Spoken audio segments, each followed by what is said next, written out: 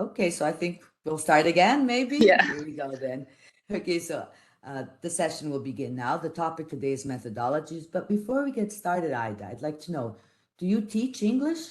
Yeah. I've been teaching English for almost 5 years. Oh, okay, so that's a nice experience already. And do you teach English using the mother tongue, or do you try to teach English only using English? Actually, I try to speak just English in class, but actually sometimes I cheat, especially in kids classes. I Yes. speak a little bit, yeah, my mother language. I think it's in fact it's more of a resource than a cheating when we use the mother Really, tongue, right? exactly, yeah. Exactly. Very well then. And now Zara has come in. Hello, Zara. I'm not sure if the microphone is on. Zara's microphone is on or not. And Ida, do you use any kind of specific material like a book, or do you plan your own classes No, based on a curriculum? no, we follow some, books. We have some books in our institute and we follow them. So it's not up to me. Okay.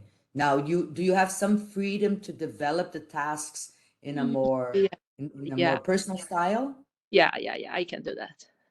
Okay. And the same unit, do you feel that it changes when you teach different groups, or can you apply exactly the same procedures? Totally different, totally different. Everything is different in different people, different ages, different classes. Even if it's a same unit, right? Yeah, exactly. Hi, Zara. Okay, so I'm going to briefly introduce myself. I'm Anna Patricia China.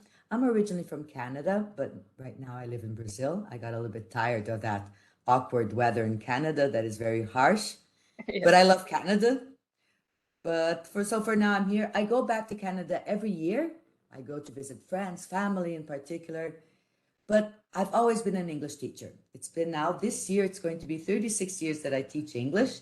So Wow. it's a nice baggage, right? Yeah. I've got lots to talk about. But the most important is that I'm still learning. As a teacher, you're always learning and you're always, renovating and updating.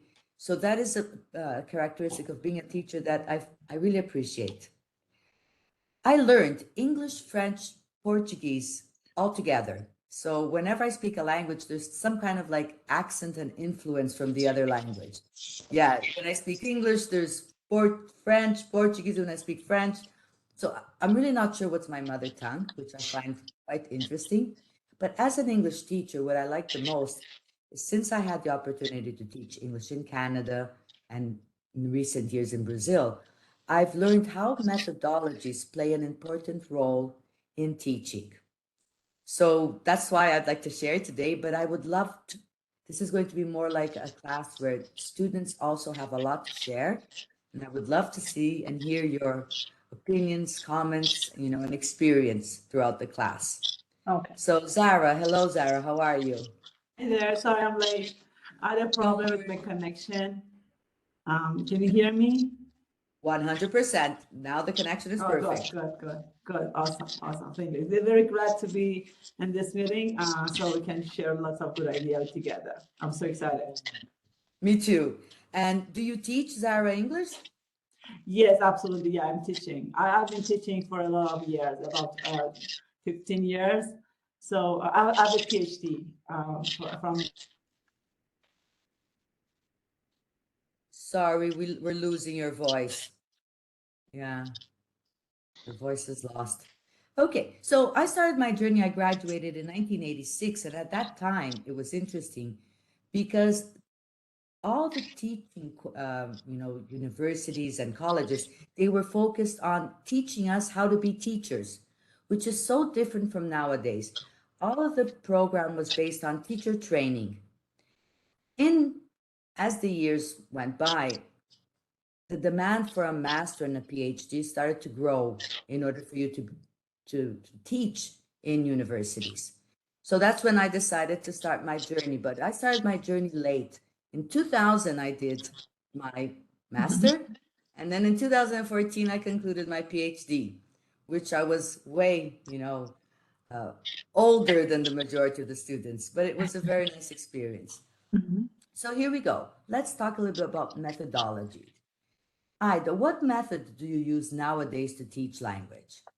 Actually, when I was, I didn't study, language.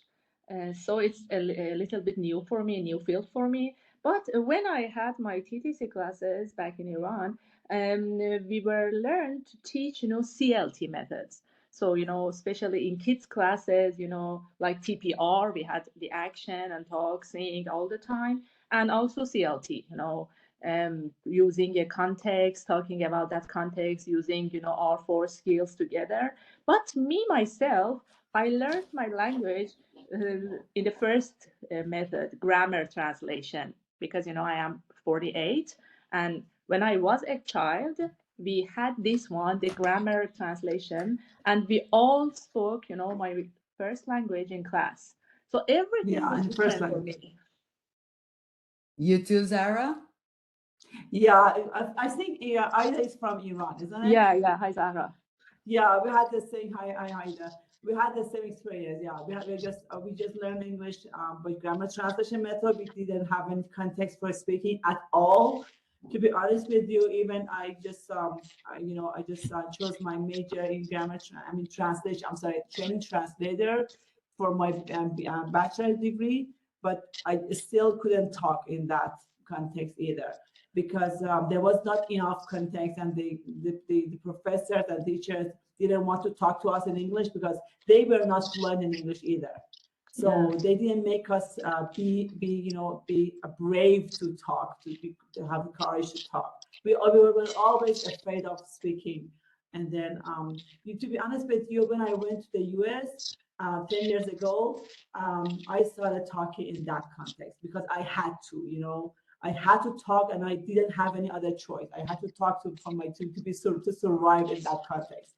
So I started to maybe speaking all of the skills that I had, or I had achieved all through that years will flourish in that context. So that is one of my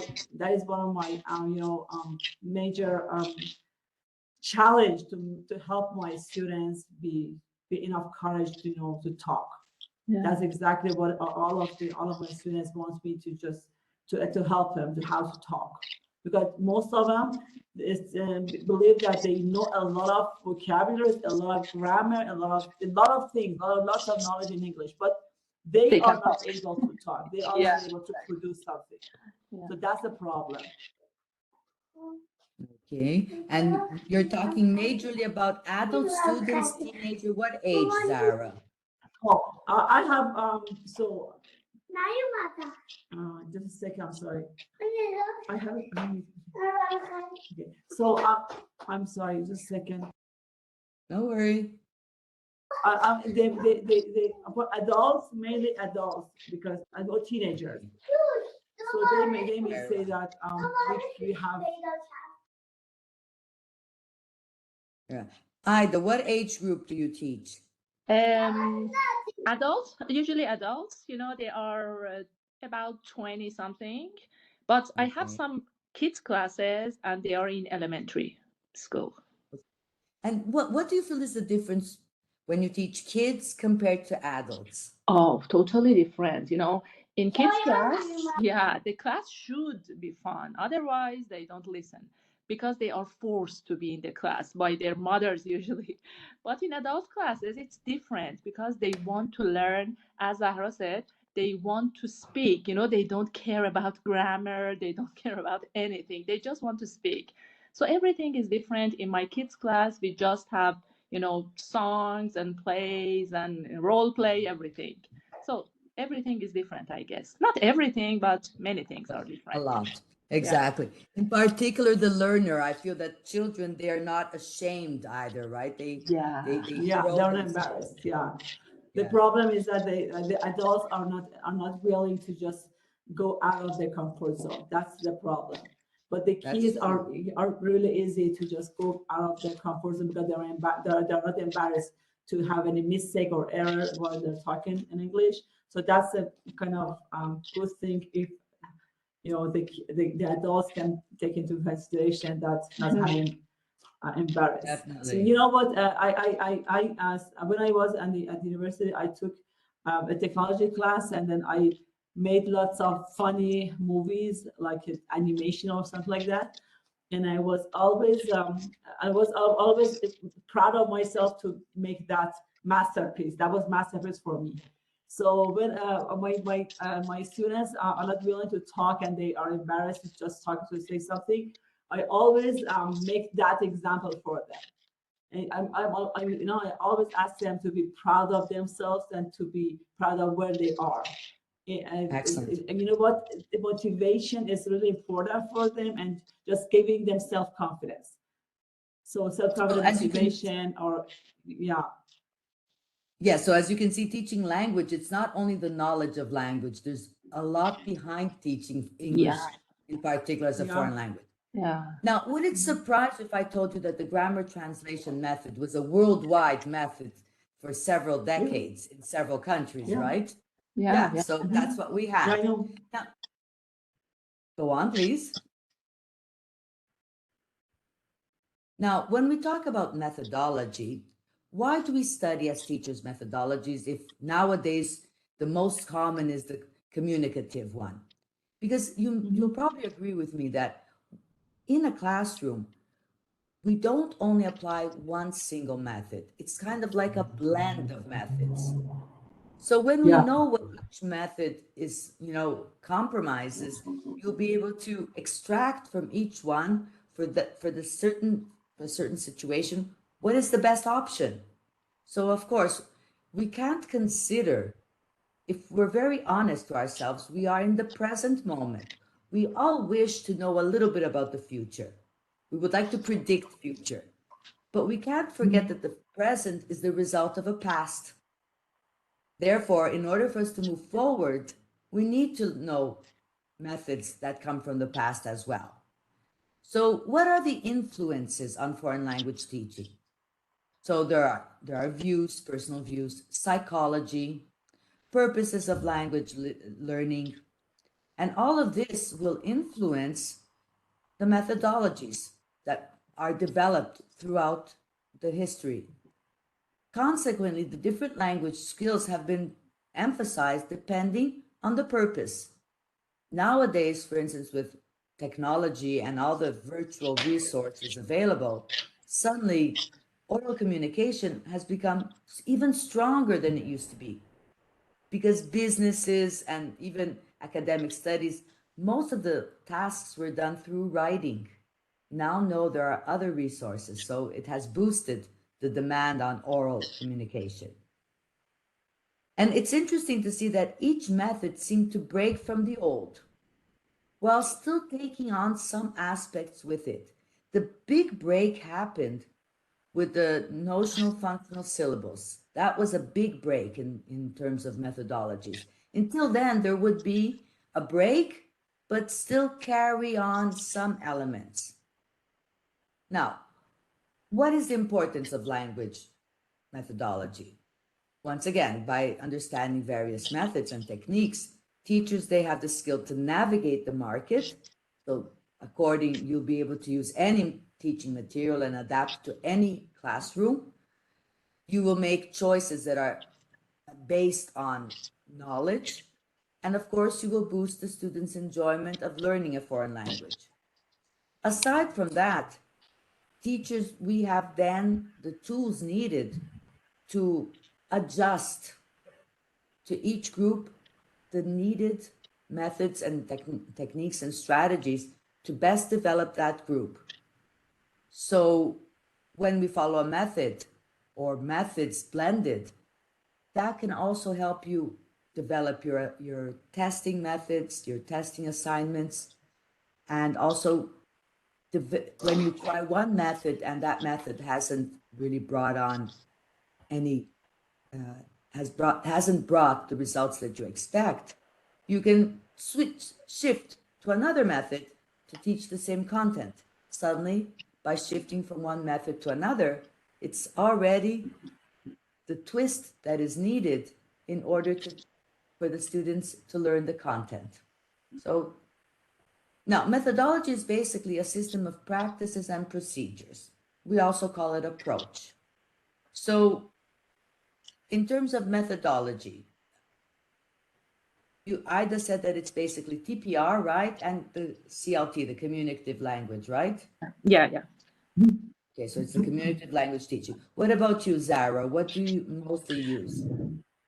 Actually, I'm just, I can say that eclectic language, eclectic methodology, which is a mix of the best technology, the best procedures or approaches that I can use. Sometimes I may need to use grammar translation method to just explain some grammar, but sometimes I use some audiolingual method or the other, communicating. But mostly communicate. But the other one that I mean, experienced at the University of Arizona was social cultural theory, which is really, I mean, you know that social culture is based on the culture of the language learner, based on the context that the students are learning that language. So I'm using a blend of or a mix of the methodologies, but mostly social cultural theory and funds of knowledge approach I'm using in my language in the classroom, which with which I'm so happy. Yeah, because most There of my you go. students find that approach, funds of knowledge approach, really, you know, really they can really connection with that kind of items that I'm teaching them with their own life, which is really important. Definitely. Now, before we move further with methodologies, as a language teacher, besides methodologies, what other characteristics, elements, or knowledge is needed to teach English as a foreign language? I'll give you girls like 1 minute to think and jot down your main points. So, besides Mhm. methodologies, what else is needed to be an effective English teacher? Culture. Communicate. Oh, so should I get down? I'm sorry, I should think I we have get to down wait. first? Yeah, so I'll give you girls 1 little minute to organize your Okay. thoughts, and then each one Okay. will present it. Sure.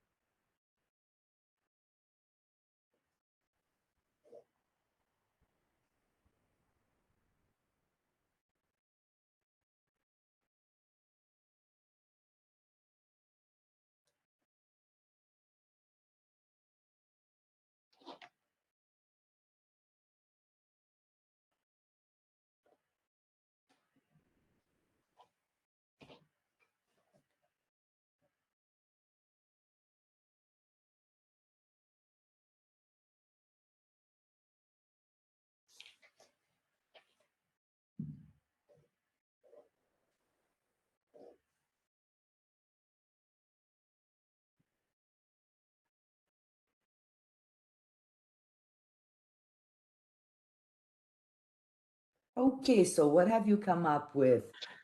The first thing which came to my mind is about the students' culture. So I need to just make a connection between their culture and the language that they're learning. The other one about their needs, or either can talk about the rest if something has come to your mind. Those are the two major points that you identified as crucial for an English language Oh, well, teacher. thank you. Yeah. So Okay, I have those come are up with some indeed. other things. So And also, please, I what are like the other them. points? Yeah, I like them to, at first, especially in first sessions, I like them to enjoy the class and have a good relationship with them. I'm not just their teacher, I want them to understand that I care about them. So after that, yeah, being, sensitive about the culture, about the age, about everything, it comes after that. So in my first session, it takes a lot of time for me, to just have a good connection and they feel that I care. That's it. And other things that Zahra said, yeah, I agree totally. Their culture, they know how useful it is for them to learn, this language. And yeah, that's it. Exactly. So once again, showing that you care, understanding the culture differences, their needs. So you can see that knowledge is still a, an element that is important because if they feel confidence also that you know what you're teaching, that's another important step, isn't it? Yeah, sure. Yeah, definitely. So you really have to kind of like almost show off, maybe in the first class, that you know what you're teaching. You know the subject. You're confident about the content. You're knowledgeable. So before all of the, it's like a mix of elements, right? Caring, considering their needs, culture, but also showing that you have knowledge, that you are knowledgeable to be the English teacher so that they can trust what you teach. Okay. And that's where the methodology basically they come in. So back to to methodology, the grammar translation method. When does language and communication begin? So when do you feel that language and communication begins?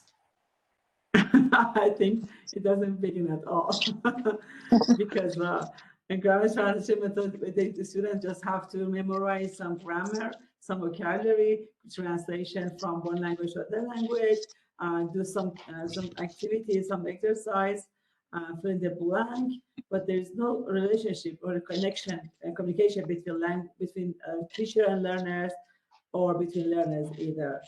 So I don't think even, but I don't know.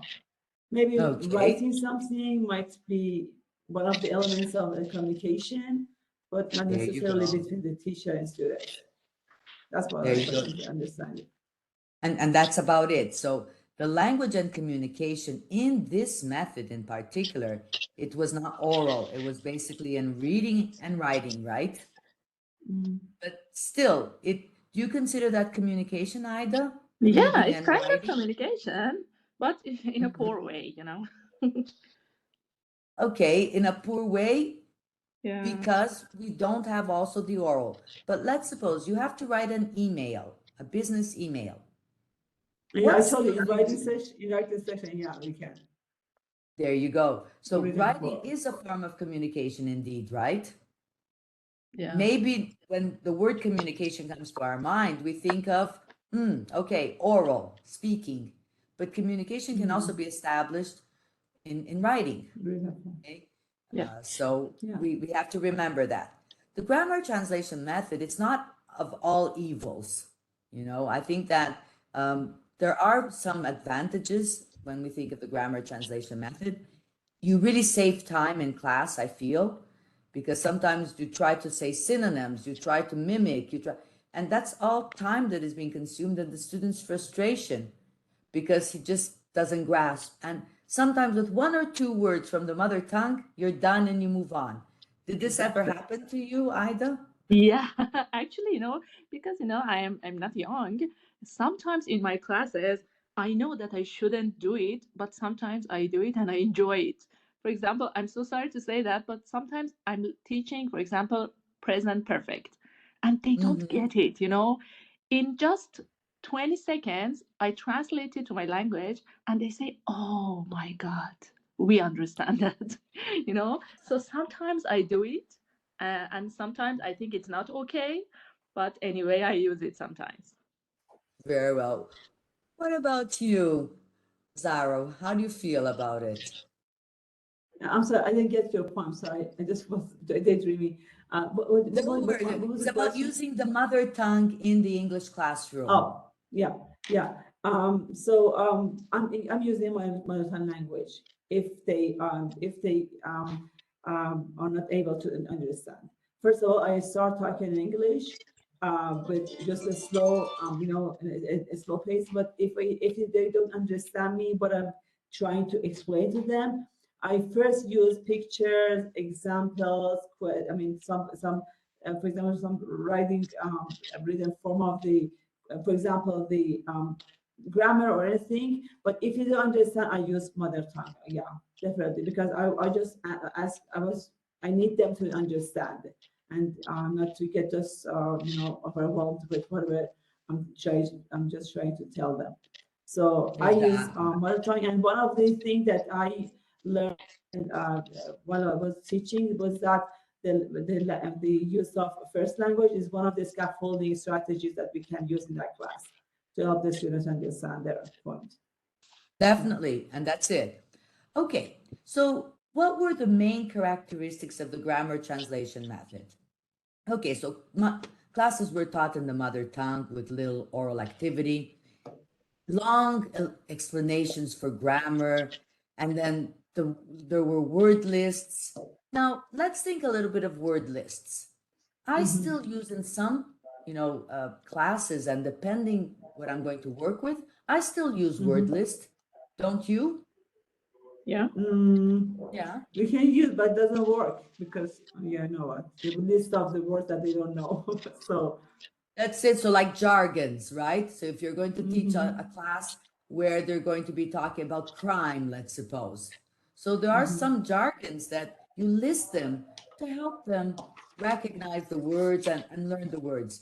You're not going to teach regular vocabulary, but I think that jargons are very useful with lists. Okay. yeah. So for example, in law, sentence, the sentence, time served.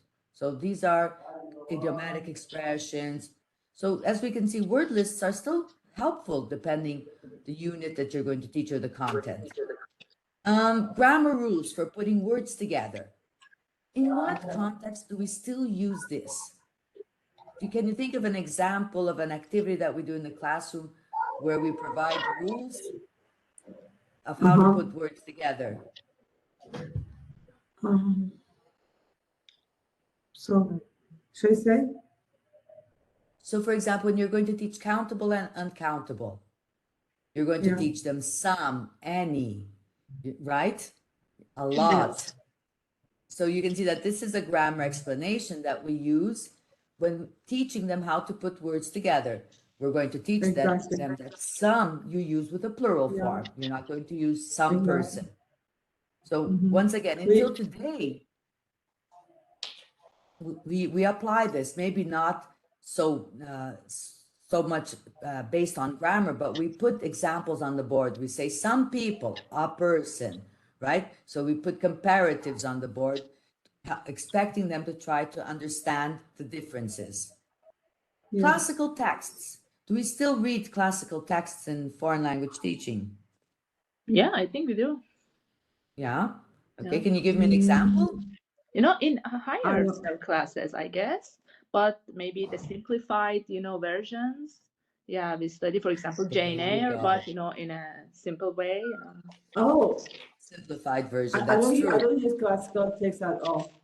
I don't use, in my classes, I don't use classical, classical text because it just makes the students get scared of the English language. So I try to use the texts which are in connection with the student's life.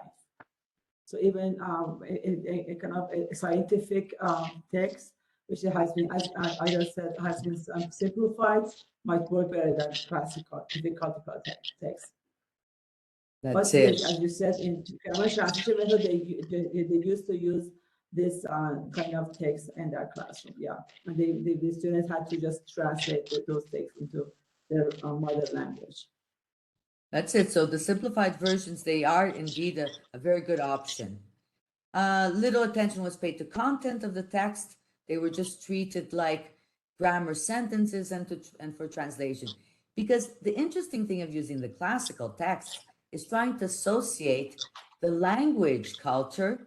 For example, when you're reading Jane Eyre or when you're reading other books in English language like Oscar Wilde, trying to show through this material for more advanced students how the English society was at the time, because all literature kind of like expresses society at that moment, right?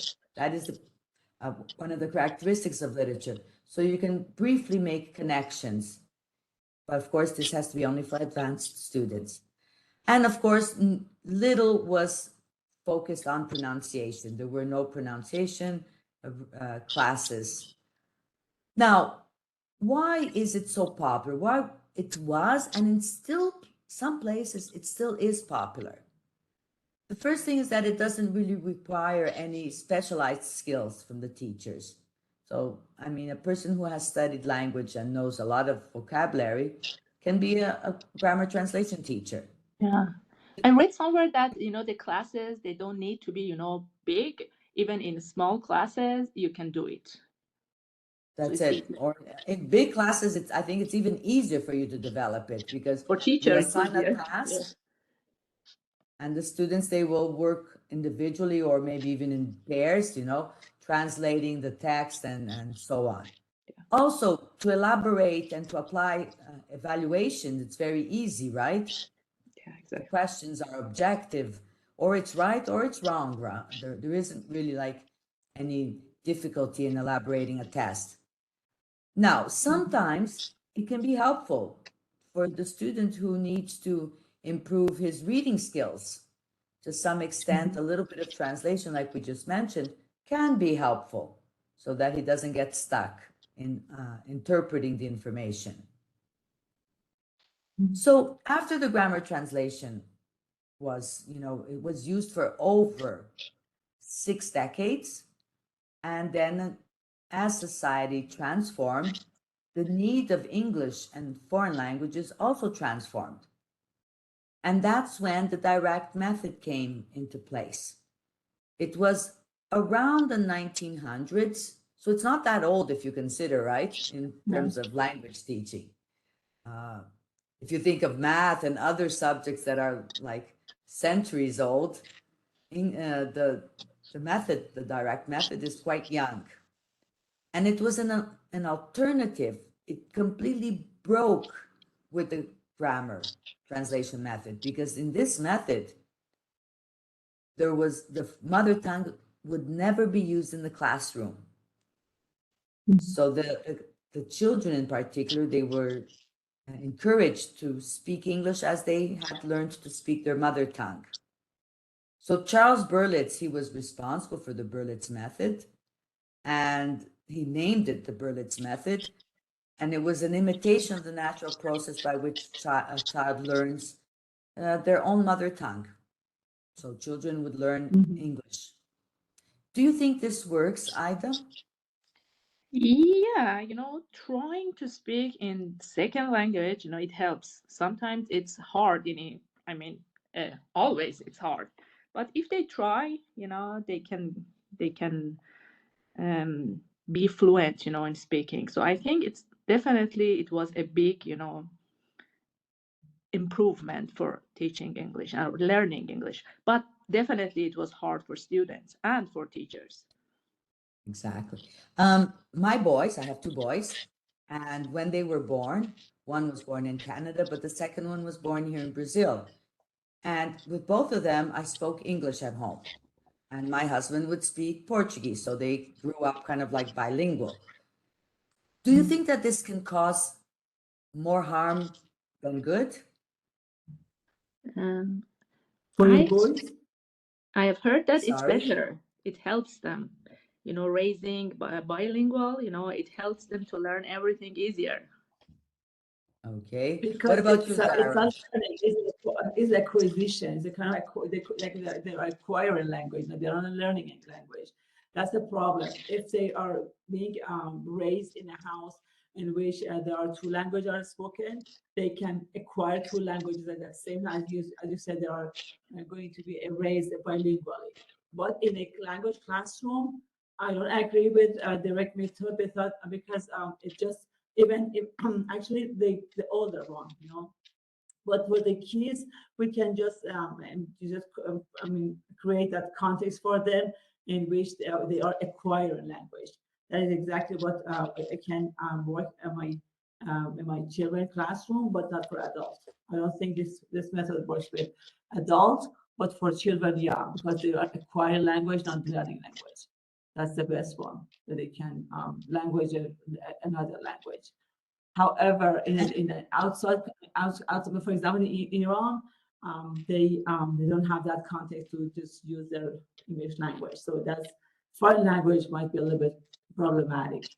To I don't know. I don't agree with this method at all because it takes time for the learners to learn that language.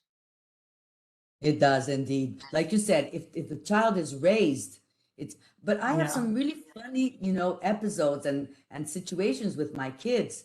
And one of that just pops up to my mind now is once my little boy, Stephen, he came to me, he said, "Have you seen my pish?"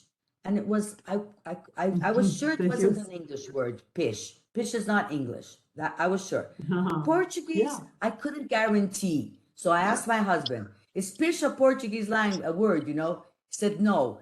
And then I said, "Okay, describe. What are you looking for?"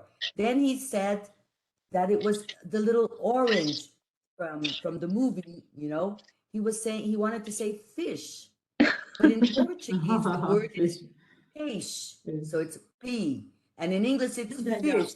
So he put the two words Good. together, you see, Cute. and Yeah. it was a So that's non-existent kind of, word.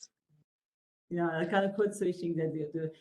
So I'm raising my daughter bilingual as well.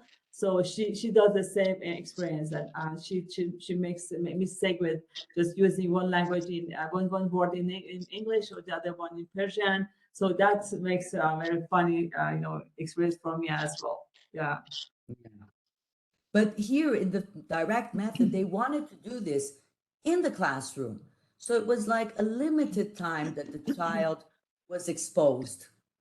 So, Yes. I mean, it just wasn't enough in order to really get them going, right? Because the context Exactly. was, it wasn't realistic because it was in a classroom. So you didn't really have real, context to develop language like you do in a real life situation when you're teaching your child or Exactly. you're asking the child to go get something, right? So Mhm. here are the principles that guided the direct method. So the classroom was conducted exclusively in the target language. And later on, the Berlitz method expanded to French, Spanish, to other languages. Only everyday vocabulary and sentences were taught. So that is a limitation, right? Oral communication around question and answer exchanges occurred. So that was basically teacher student modeling, right? Grammar was taught, but without clearly explaining. What is your opinion about grammar, Ida? Should we explain grammar in order for the student to learn to structure sentences, or he will learn like by intuition? I think it's different if the students are children or adults. Maybe for children, Mhm. definitely we don't, teach it directly. But for adults, sometimes it's not bad to teach them directly. They know what they are making and they know what is the purpose, of that grammar. So because I had this, I'm not a very, professional teacher, but since I have taught students, which some of them are, children, I think it's different, it depends on the age of the students. But Yes, definitely it's Sarah. better not to teach it, directly because, it's harder for them to learn it when it comes to grammar, they are really, they are scared of grammar. Of course, of course. Zara, what is your perspective on teaching grammar? I totally agree with Ida. It depends on the age of the students. If they're old, and I should definitely explain the grammar explicitly, but directly, because it increases the speed of their learning, because they know already their first language grammar, and they and comparing these two these two grammatical points will help them grab the correct grammar points. But for the kids, not definitely at all. And but if they are teenagers, again, if they are aware of their first language grammar, not for all of them, but for some of them, that is a bad idea to just help them understand the structure. Some of the simple structure might be very good for them, because if I have a teenager, I have a student who is teenager, and he doesn't know how to just put different words beside each other to make a sentence. So that is a good idea to just help him by explaining some of the easy points of the grammar. So I think Yeah, as because I just said, yeah, depends on. you'll probably agree with me that when I say that language is composed by basically two elements: vocabulary, words, and structure. That is grammar, how to put words together. So basically that is language, right? In a very plain way, putting it in a very plain way, right? Yes, exactly. Vocabulary and how to put words together, to make sense, that's grammar. Okay. So I have a very good experience. I have a good experience. One of my students wanted to know why do we use adjective before noun. So I was asking them to say, for example, blue car. That's because in my Persian language we say car blue, literally translated. And then my students, one of my students told me, teacher, it's exactly one of the accent that we have in north of Iran that they use the same as Yeah. in English language. They say, for example, a red car, exactly English translated. So that helps them to just memorize or to understand that they need to use adjective before noun, not after There noun. you go. So for teenagers, Definitely. I think it works. Yeah. Yeah. So sometimes there isn't really a why, but there is the rules. So because sometimes they want to, well, why? It's not really why. Is what is the rule, right? That is the good question that they should ask. So there isn't really a specific explanation. That's the rule in English kind of thing, right? But it's helpful when you use the mother tongue in that case, right? Yeah. Exactly. Definitely. Exactly. Yeah. Okay, and the direct method was when they started to really bring spoken language into the classroom as teaching pronunciation, focusing on sounds, vowels, consonants. So the direct method, there are some reasons that justified, using the direct method at the time. Uh, the grammar translation class was basically spent teaching grammar in the student's native language. So it wasn't acquiring language. It was just learning the grammar rules. For those of them who wanted to only, they could be very good translators. Just as you mentioned, right, Zara, you could translate basically anything, but you couldn't really uh, read and speak what you had translated from one language to another. So it's kind of like lacking the spirit. When you don't speak a language, it's as if you're lacking the spirit of the language. And of course, when you learn in a language by translation, eventually you're going to have wrong structures. You're going to write wrong and speak incorrectly.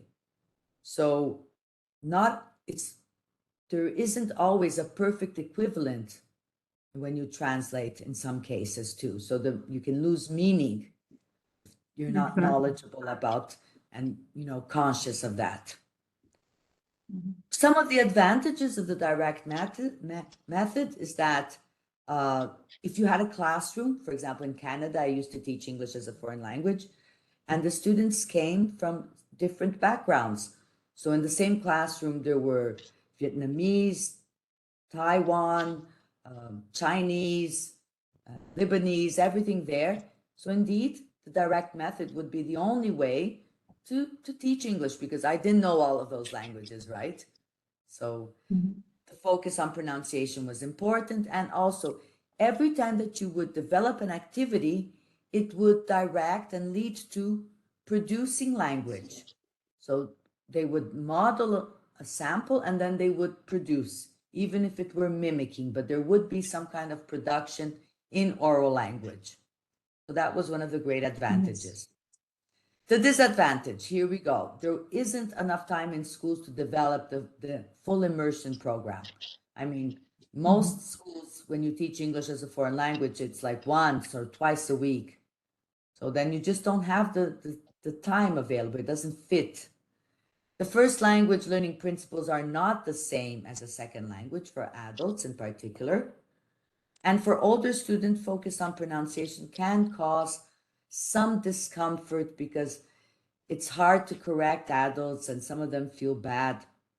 They don't accept very well. So by the end of the first quarter of the 20th century, so that's around 1925, the use of the direct method has declined in both Europe and in the United States. And by the middle of the 20th century, the direct method was revived and redirected into one of the most well-known and used methods probably at that before the communicative one, which is the audiolingual method. What do you remember of the audiolingual method, Zara? Audiolingual, just repeating, memorizing, and saying the words and the sentences without understanding what you're trying to say. And that is called army method as well, because you know that the history that in World War II, the US started this program, and they wanted the soldiers to learn the English language as a kind of language to communicate with other soldiers. So I know one of the worst method just to memorize without understanding, because when they memorize lots of sentences and lots of words and lots of vocabulary, they're good for some of the context, which is so small, but they're not able to create. I mean, some new words and some new sentences to communicate with the people. So that's it. That's part. It's kind of like mimicking, right? Exactly. That's partly good for having a kind of good, actually better pronunciation, but not for creating or producing something in an authentic context. Authentic language, that is also a very important, element when we talk about language acquisition. So, hi, there's a new student here. Hello. Hello, hello. Good morning, Anna. How are you today? I'm very good. Thank you. And yourself? I'm very well. It's Vianney. Is that how I say your name? VNA. Vianney. Very well, Yes. Vianney. And just So, to confirm, Anna, I'm not late, right? yes, you are 1 hour basically late. Sorry. Oh, I'm so sorry. I thought that it was at 11. 10 p.m., 10 a.m. Vancouver time, right? Okay, my apologies. I thought that I was No. early. Oh, hopefully now from now on. Next Wednesday we'll be back. So then it's 10 a.m. Vancouver time. Okay? A Very huge well. apology. Don't worry. Now tell me a little bit about yourself, Vianney. Do you teach English? No, I'm planning to get registered to teach Spanish. That's the Okay. reason that I'm taking this course. Excellent. Yeah. So whenever we talk about methodologies, in general, we're talking about English, but all of these methodologies, they are applied to foreign language teaching, of course, right? So nowadays, when you teach Spanish, what method do you use? What do you apply in the classroom? I am not teaching yet. Like, Not yet. No, I'm Okay. totally new in this. Very well. Now, as a student, when you studied English, do you remember the method that the teacher used to teach you English?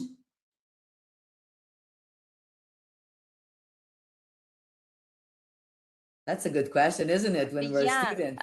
I can Yeah. see here that you had the direct method. That was one. There was the one that we mentioned before, which is the grammar translation, that everything was only translation. Okay, then there's the audiolingual, which is the next method that we're going to use. So who can give a briefing, please, to Vianney of the two methods that we just saw? Zahra, go ahead.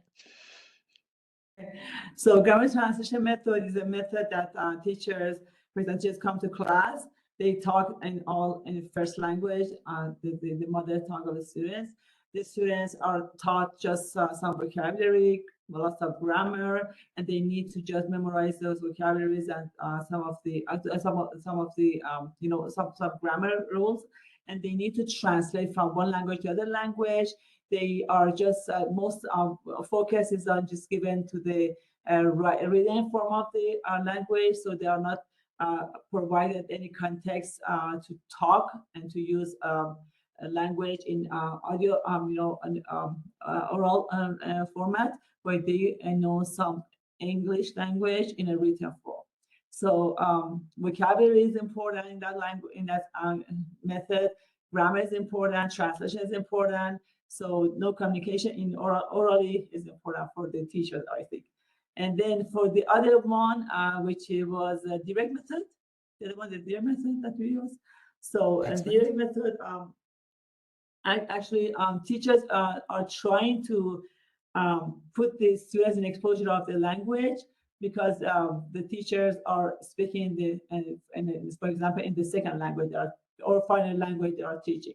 For example, if you are teaching Spanish and you go to the class for the students who don't know any Spanish language, if you talk to them just in Spanish language, even if your students don't understand you, you're going to just try to put them in exposure of the Spanish language, but they might not understand you and might not understand the points that you are trying to just cover for them.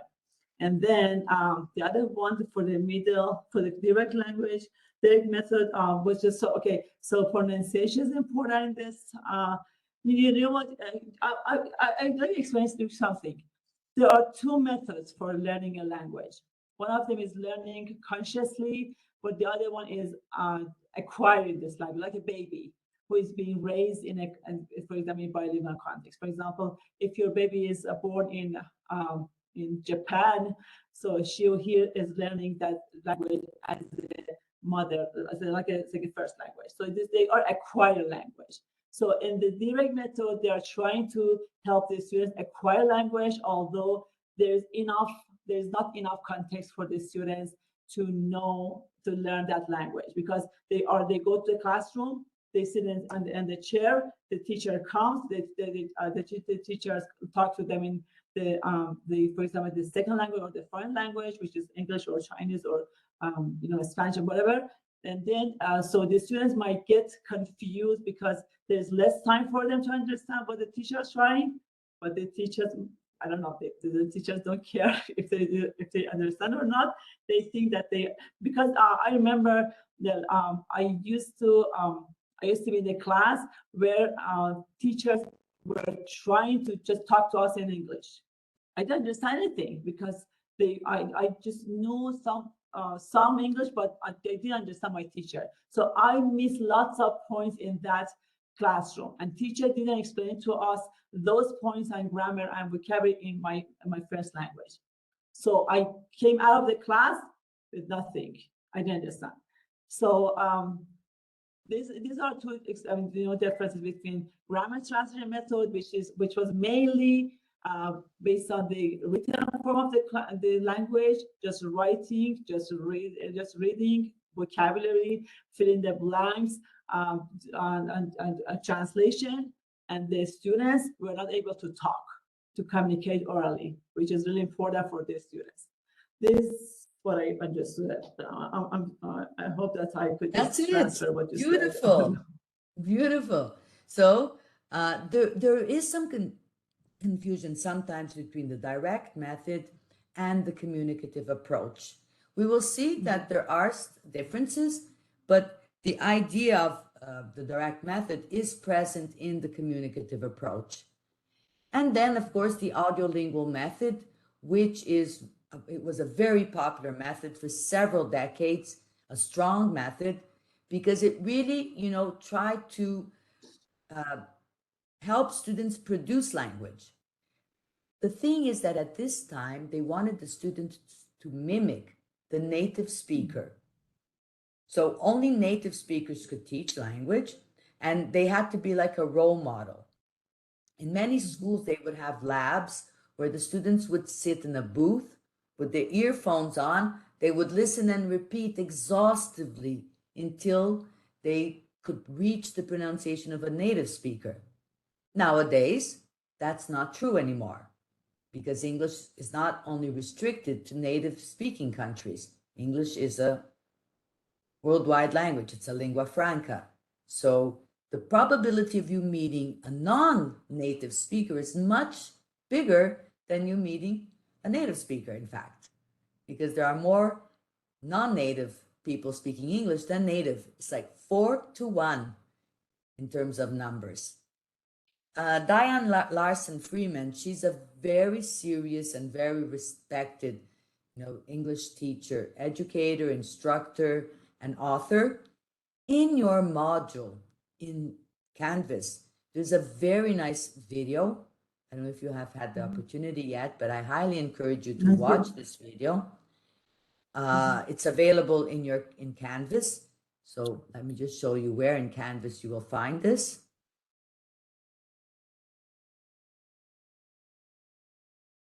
So let me grab here the Canvas page. All of you have access to Canvas. Everything is fine with your access? Yes. Yes. Yes. Okay.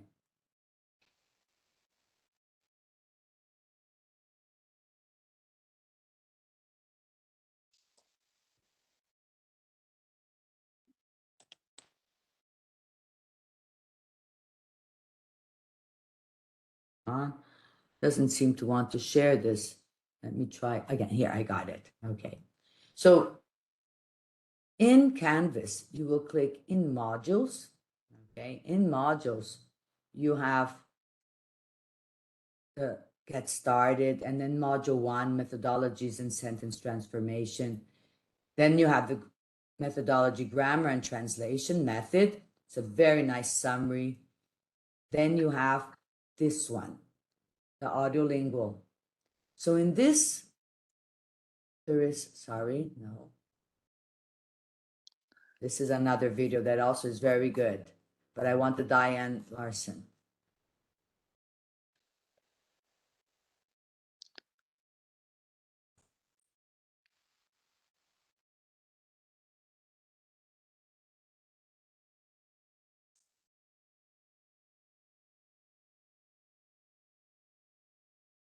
It was recorded in Washington, D.C., this series of videos, and they were classes that were being taught. Diane Larson, she was one of them, and she supervised the recording of these classes.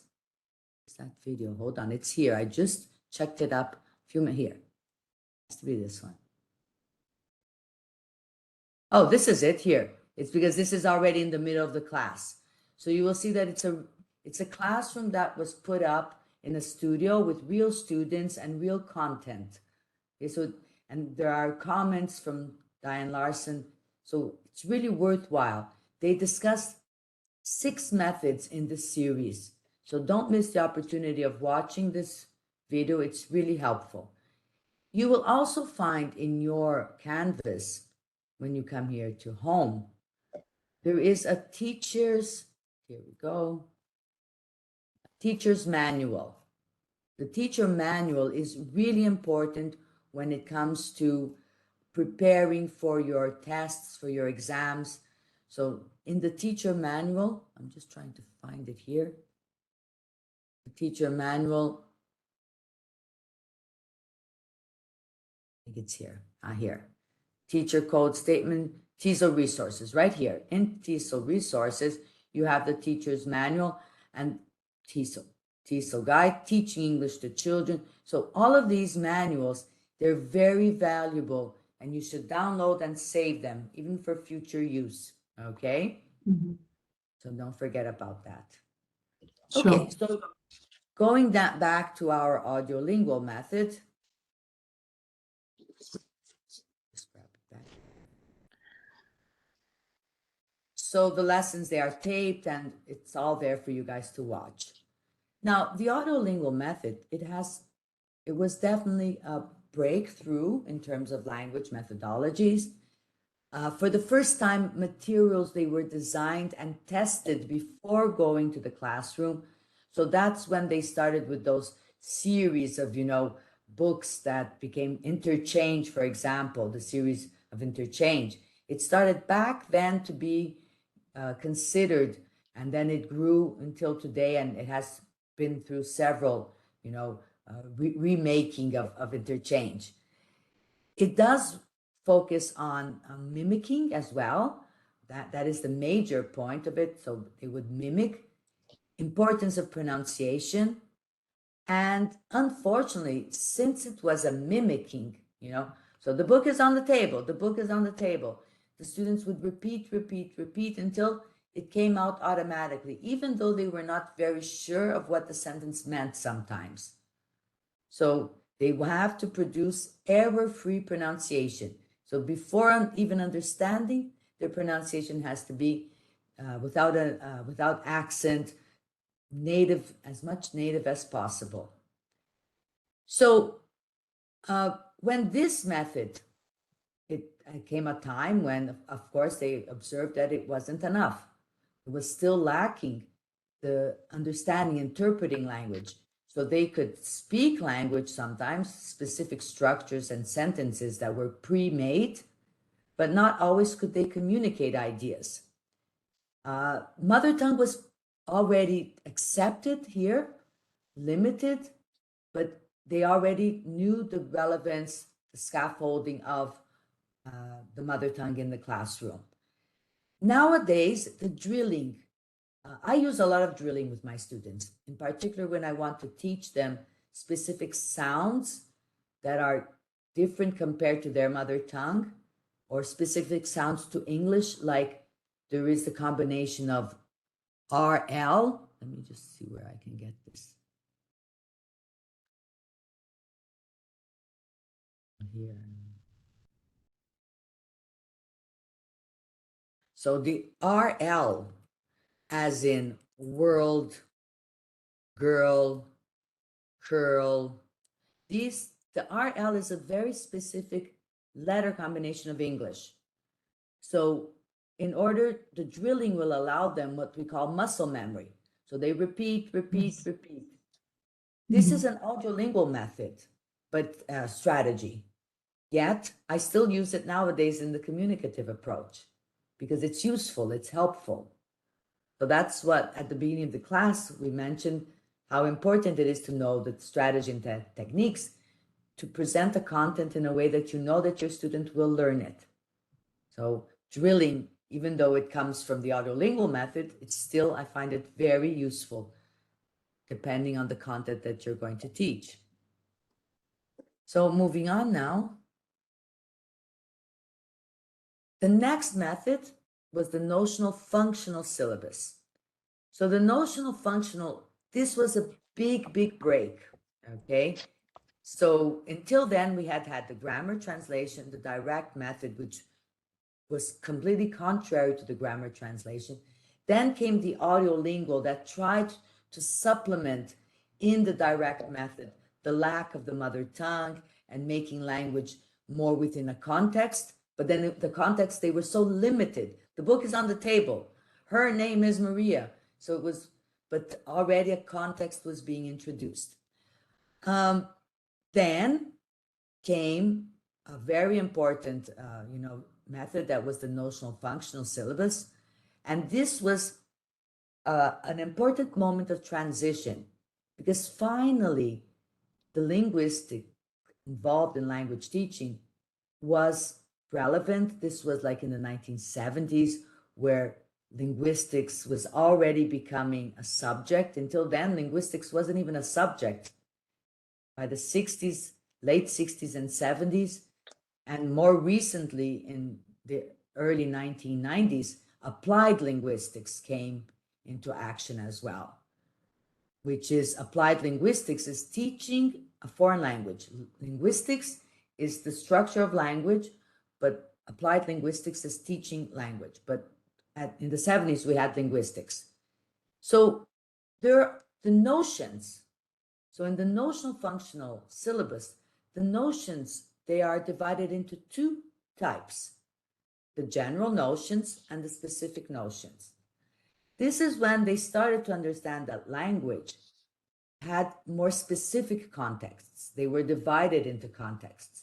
In the audiolingual method, it was a very limited context.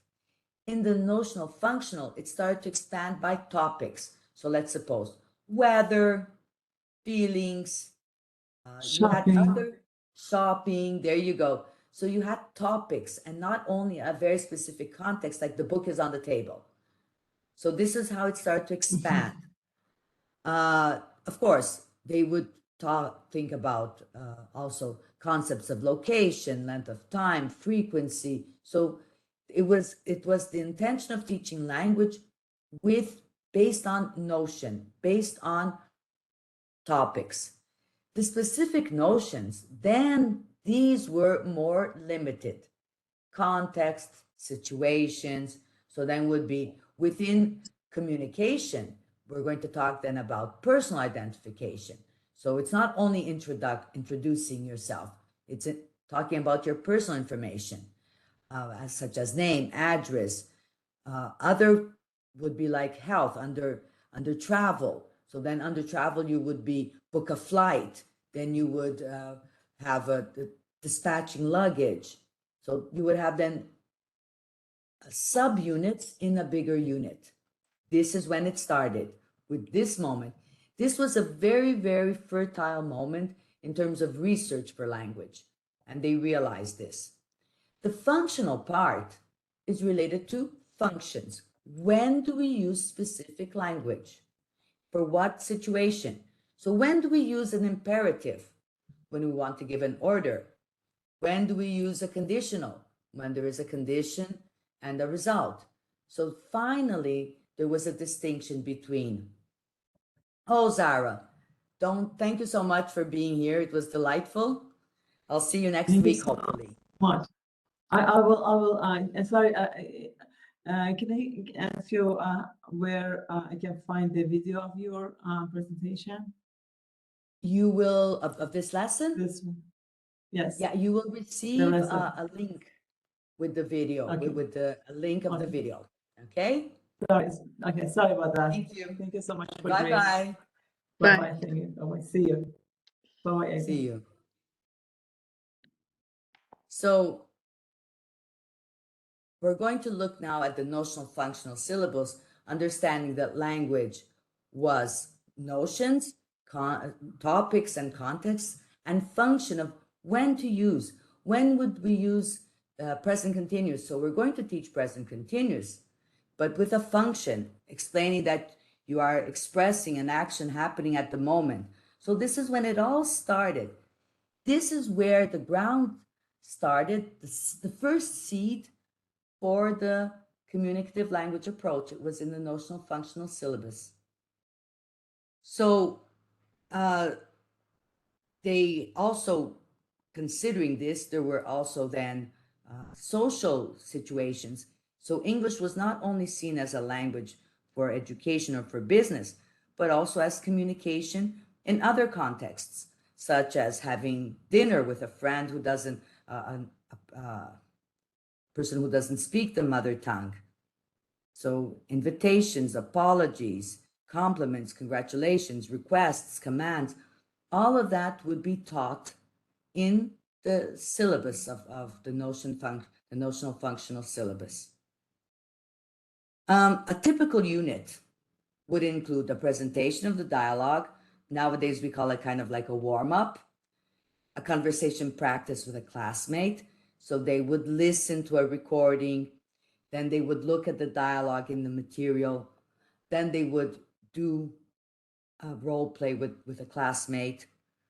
They would then do multiple choice exercises with functional considerations. That would be the grammar usage, one-sided dialogues where the student would fill responses, nonverbal considerations. They were already taken into also like facial expressions, nodding, sighing, and of course, community practices for extra class practice. In this method, the students, they had assignments that they had to do outside the classroom that involved real life experience. So they would have to go to a bakery, for example, and write down how many tables, how many chairs there was in a bakery or in a coffee shop. They would have to report that. So they would have to go to a place. The activities are very dynamic. It all started here in the notional functional syllabus. I use many activities from the notional functional syllabus to encourage students to think of English outside the classroom.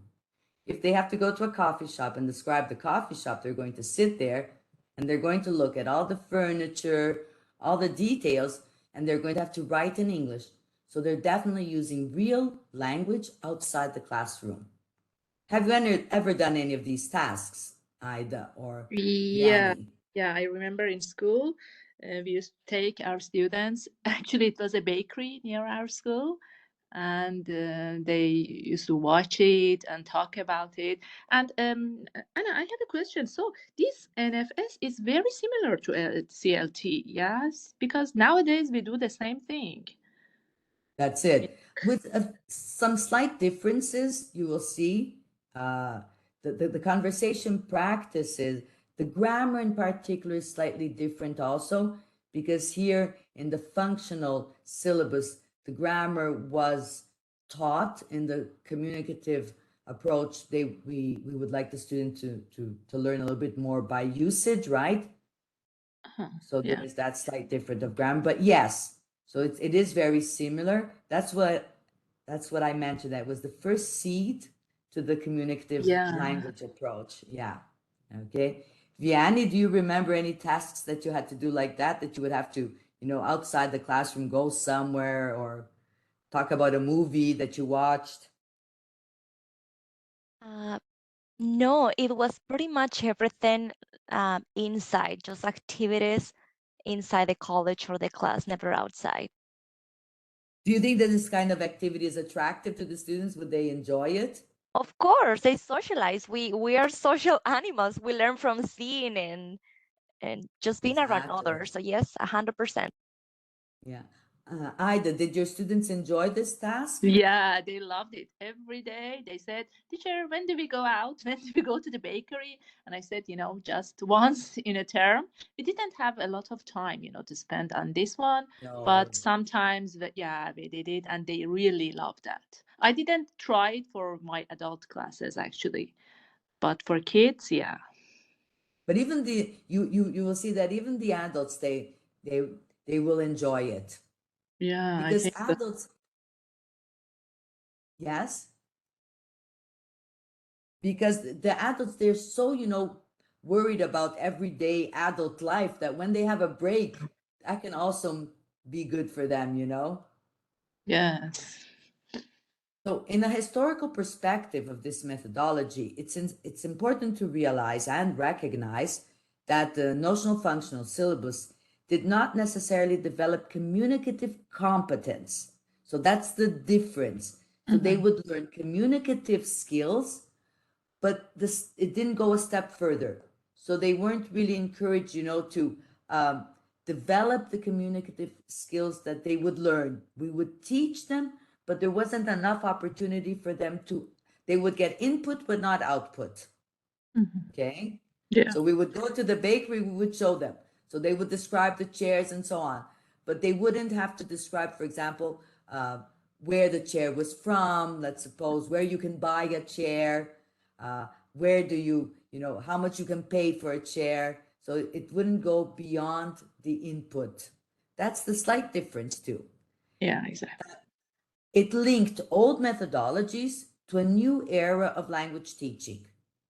And that the language teaching, that it will, as I said, it's the first seed to the communicative language teaching approach. Okay. Now, before we move on to the next topic and so on, Vianney, we mentioned before you arrived, what are the basic characteristics and needs of a language teacher? Okay, so even though you aren't a language teacher, you were a student, what would you say are the basic elementary skills that are needed for an effective language teacher?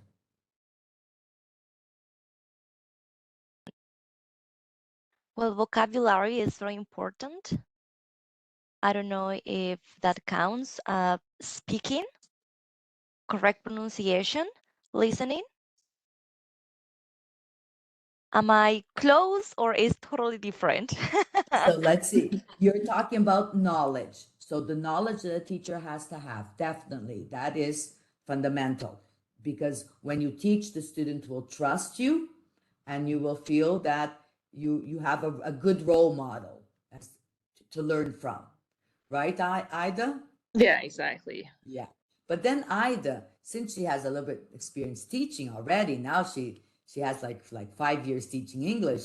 So she added some elements. Ida, can you mention the elements that you talked about, please? Yeah, actually, I said that when I first go to my classes, at the first session, I try to have a good relationship with my students, so they can trust me. They can know me maybe better. I can know them better.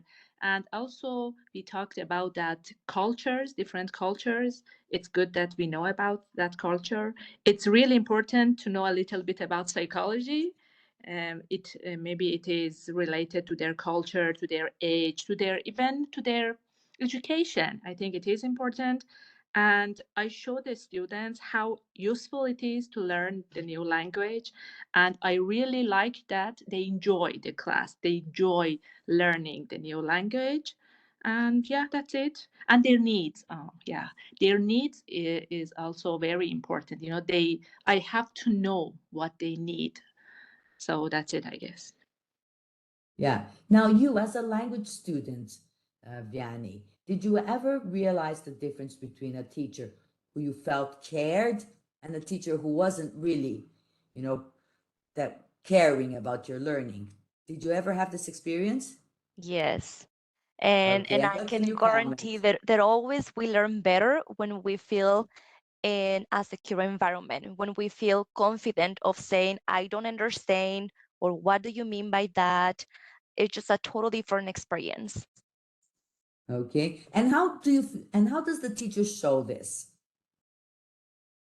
Is there a specific sentence? Is it an attitude? As a student, what do you feel? Sorry, I'm not really sure if I understand the question. So, for example, a caring teacher, a teacher that you felt safe and a secure environment. This teacher, did she use specific words? Was it her attitude? Was it after a few classes that you would learn to trust her? What made you feel that you could trust the teacher? Uh, the teacher was approachable, was friendly, easy to talk to, um, very knowledgeable. When I had a question, she will say it or he will say, okay, this is the answer. And something very important for me, it is when the instructor doesn't know the answer and they are honest and say, I'm not really sure, but I will get back to you on that later. I really appreciate that. Okay. Do you feel that knowing the students' names is important? Of course. Aida, how do you feel about knowing Yeah, the students' actually, names? it was hard for me, but at the first time, sometimes we had classes, 3-hour classes. So in the 1 hour and a half, I tried to remember all their names, and it was hard for me because when they mm, talk to them and they tell their names, they know that they are important for you. And I try to be friendly, as Vianney said, try to smile all the time. And even if I'm tired, I try not to show that. And that approachable thing is very important, also, that Vianney said. They feel free to come to me, ask their questions. And it's not just by saying some specific sentences.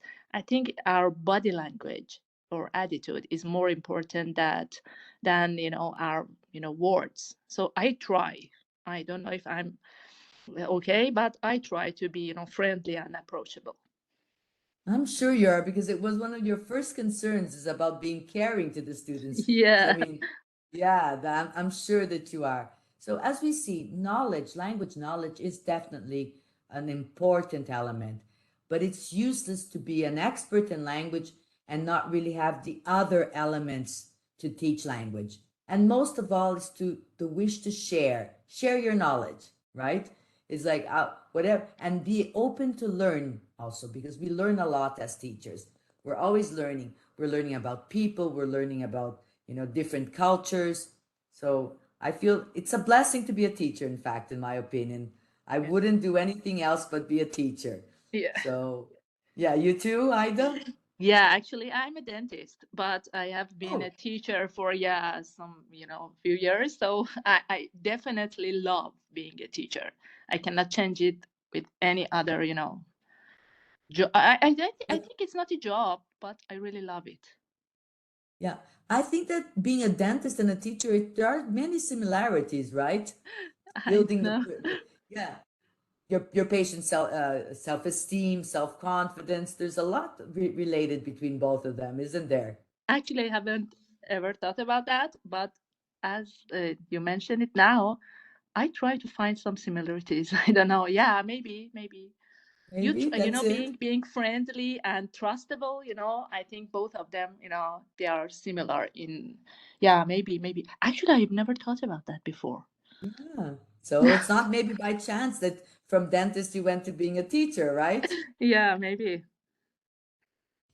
Well, it was delightful to be here with you, girls. Hopefully, next class we'll meet other students. Dr. Siavashi will send a link with this recording for you to watch. And next week, Vianney, it starts then at 10 a.m. Vancouver time, okay?